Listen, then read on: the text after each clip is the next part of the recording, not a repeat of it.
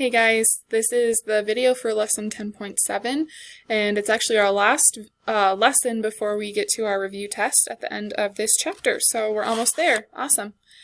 Okay, this lesson is all about time, converting between units of time, and also something called elapsed time, which we will talk about later in the video. But first I wanted just to start by looking at a clock, because this is a life skill, you guys. This is something that you're going to have to know how to do for the rest of your life. Analog clocks are everywhere, and you have to be proficient at reading them so that you know what time it is and what time you're supposed to be places, and how to read these clocks is really important. If you have looked around our school, you know that all of the clocks in the building are analog. There's no digital clocks in our school as far as I know. All of our clocks look like this, and when you're out in public, this is the type of clock you'll typically see. Almost all watches are analog clocks, so it's really important to know how to read clocks like this. The first thing that we need to know about these clocks is that each one of these numbers is equal to 5 minutes.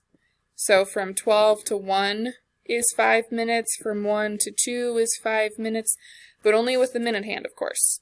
If you're going from 12 to 1 with the hour hand, that means it's been an hour.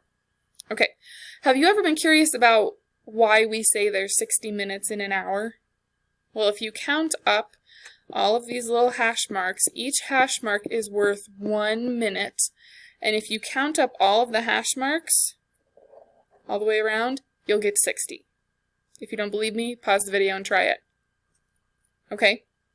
But with these, and you can go ahead and write on your clock with a pencil if you need to, each one of these is 1 minute, and so each number is worth 5 minutes.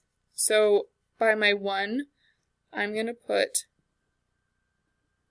a colon, and then 0, 5. Because that means this has been 5 minutes. For the 2, I'm going to do a colon, oops, and then a 10. For the 3, do a colon, and a 15. Notice that when we do this, we're just counting by 5s. 5, 10, 15. So the 4 would be 20. 20. I know the camera's not focusing the greatest, but you guys can fill these in. Go ahead and do the rest of these times on your own. There's 25 minutes. Here's 30 minutes. And I'm putting a colon here because the numbers that go over here are for the hour. So when we're just focusing on the minutes, we don't need an hour over there. 35, 40, 45, 50, 55, and then here I'm going to put 1 hour. Okay. The other really important thing that we need to know about clocks is that a lot of times people will measure it in quarters. So if we cut this up, if we draw a little line from the 12 to the middle, from the 6 to the middle, the 3 to the middle, and the 9 to the middle, it looks kind of like a pie that's been cut into fourths, right? 1/4 is also called a quarter. So here's 1/4, 2/4, 3/4, and 4/4, which is 1 whole when it gets all the way around. So sometimes you'll hear people say, oh, it's a quarter after 1, and they mean it's 1:15. Or if they say, it's a half past 11. Well, 2/4 also is equal to a half, which we know from when we worked on fractions. So half past is whatever, so it would be like 11:30 if it's half past 11. Or people will say it's a quarter till 2 o'clock. That means there's only 15 minutes until the next hour. Okay, because each one of these is worth 1/4. Or a quarter. Okay, now that we understand the clocks a little bit better, we also need to know what these hands do. The long hand is the minute hand, and I made it long enough to where it should touch or really get close to touching each of these little hash marks in the middle or around the edge, because you're going to need to know which time it is exactly for some of your problems. The hour hand is a little trickier because it's certainly shorter than the minute hand, and it's not going to get anywhere close to touching those numbers. And if you look at a real clock, like my watch, let's see if I can make it there. If you look at a real clock, the hour hand doesn't touch the number, but the minute hand does. Okay? So this hour hand just gives you a general direction. If it's on or between these numbers, then it means it's 3 something. Once it touches the 4, that means it's now 4 something, until it gets to 5 and on to 6 and so on and so forth all the way around the clock. Okay? When you see the hour hand pointing in between some numbers, that usually means the minute hand is somewhere over here. Because it's not exactly 2 o'clock and it's not exactly 3 o'clock, it's somewhere in the middle. And this is kind of in the middle of the clock. Okay, so this would be like 2:35.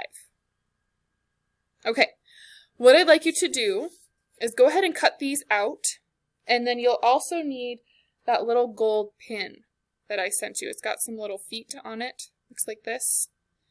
Okay, go ahead and grab your scissors, cut those out, and then come back to the video when you are ready. Okay, now that you cut everything out, we're going to build our clocks so that you can use them for your assignment today.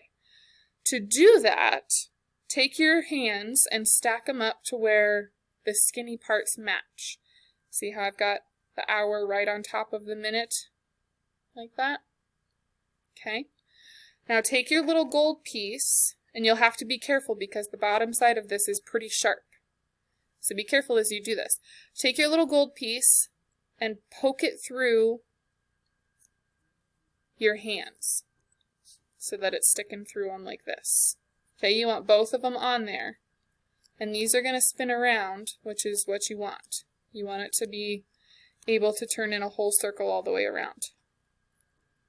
Okay. Then take your hands and poke them through the center of your clock. So it'll look like this. Take those little gold feet, poke them through. And then turn it over. And on the back, take those feet, whoops, and pull them apart so that it doesn't come out. And then when you turn your clock back over, you've got an hour hand that moves and a minute hand that moves. And so when you're doing problems from your thing, you can make the hands look like whatever time it is and then move them around. Okay. Now, let's get to doing some notes here for time. The first thing we have to know about time, make sure you put this in your math notebook. First thing we have to know about time is that when we convert between units, it's the same as what we were doing before the metric system. So before we talked about multiplying and dividing by 10, 100,000, and we were looking at the base number for the smaller unit, we're going back to that for time. Okay? And we're doing the same thing that we did for all of them so far. Whenever you go from a big unit to a small unit, multiply, because you're going to have a lot more small units than you are big units.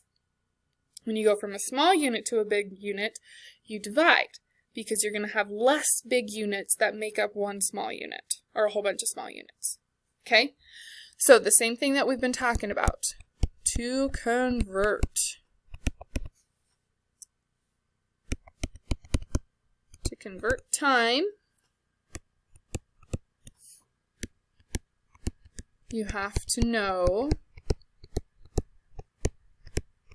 which unit is bigger and which is smaller. Okay? And then there's several units of time, different ways that we measure it. We have seconds, which is the smallest unit, and those are abbreviated SEC. We have minutes, which is abbreviated MIN. We have hours, which is abbreviated HR. We have days, which is abbreviated D. Weeks, which is abbreviated W or sometimes WK, depending on what you're working on. Months, which is abbreviated MO. And years, which is abbreviated YR. Okay, you'll find this same chart in your book, but I do want to write down our conversions for those so that we have them in our notebook all the time. Okay. To convert between minutes and seconds. 60 seconds is 1 minute. 60 minutes is 1 hour.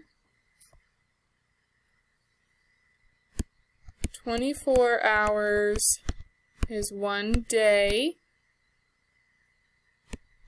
7 days is 1 week.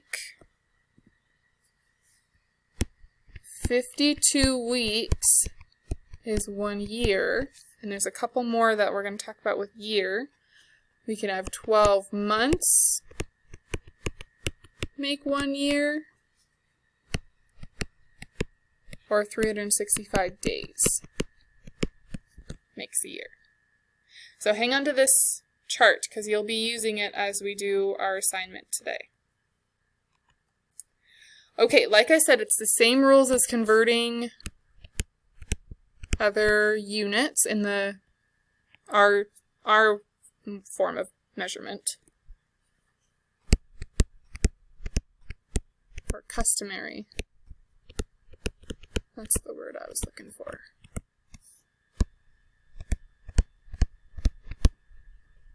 Same rules as customary measurement.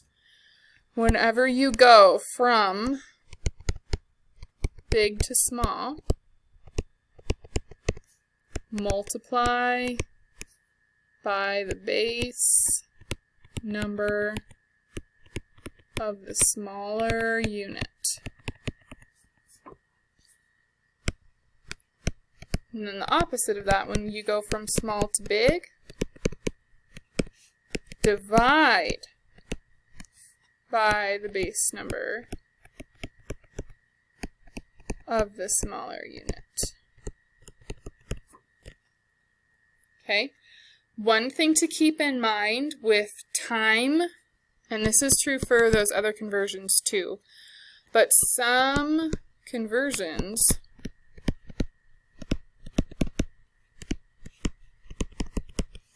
will have mixed measures. And we saw some of those mixed measures on our other problems or other lessons in 10.1. Okay, that's where you have like however many feet and however many inches. We're going to have that in time as well. Okay, so just to give an example of that, if I had 300, oh my goodness, this always happens. So sorry.